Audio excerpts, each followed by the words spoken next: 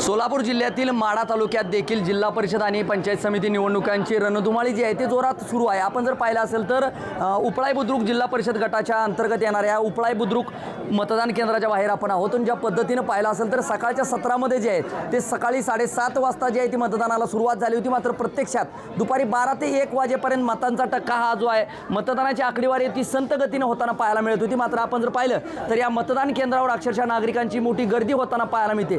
ज्या पद्धतीने नागरिक असतील, वयोवृद्ध महिला असतील, नागरिक असतील, तरुण वर्ग असेल, तो उत्साहाने या ठिकाणी मतदानासाठी आलेलं एकत्रित चित्र पाहायला मिळतंय। ज्या पद्धतीने आपण पाहिलं असेल की माढा तालुक्यातल्या 7 जिल्हा परिषद आणि 14 पंचायत समितीच्या गणासाठी ही निवडणूक पार पडते। एकीकडे माढ्याचे खासदार धैर्यशील मोहिते पाटील आणि आमदार अभिजित पाटील यांच्या नेतृत्वाखाली 2 राष्ट्रवादी आणि शिवसेना शिंदे गटाची या ठिकाणी युती झाली आणि या युतीला कुठेतरी टक्कर देण्यासाठी थेट पालकमंत्री सोलापूर जिल्ह्याचे असलेले जयकुमार गोरे यांनी, जे माढा तालुक्यातले राजकीय विरोधक आहेत, साठे, सावंत आणि शिंदे या तिघा विरोधकांची एकत्रित गोळाबेरीज करून भाजपाचं जे आहे ते पॅनल या ठिकाणी उभा केले। त्यामुळे या तिघांचा राजकीय ताकद जे आहे ते दोघांच्या जे आमदार आणि खासदारांच्या पॅनलला कितपत टक्कर देणार हे देखील पाहणं तितकंच महत्त्वाचं आहे। ज्या पद्धतीने पाहिलं असेल तर माढा तालुक्यातल्या मानेगाव जिल्हा परिषद गटामध्ये देखील जी आहे ती लक्षवेधी लढत होताना पाहायला मिळते। माजी मंत्री तानाजीराव सावंत यांचे पुतणे असलेल्या पृथ्वीराज सावंत हे जे आहे ते या निवडणुकीच्या रिंगणात आहेत। त्यामुळे एकंदरीत या जिल्हा परिषद असेल, पंचायत समिती निवडणुकीसाठी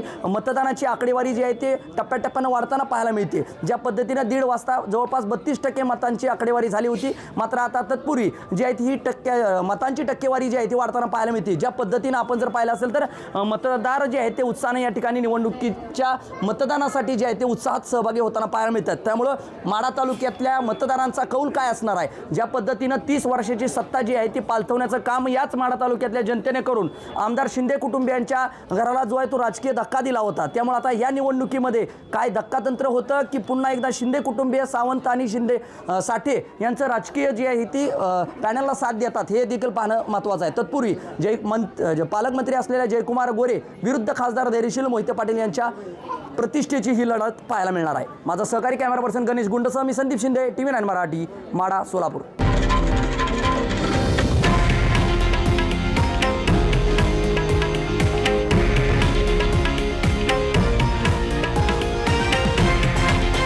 हे आहे देशातील नंबर 1 न्यूज नेटवर्क आणि आपण पाहत आहात TV9 मराठी, एकमेव।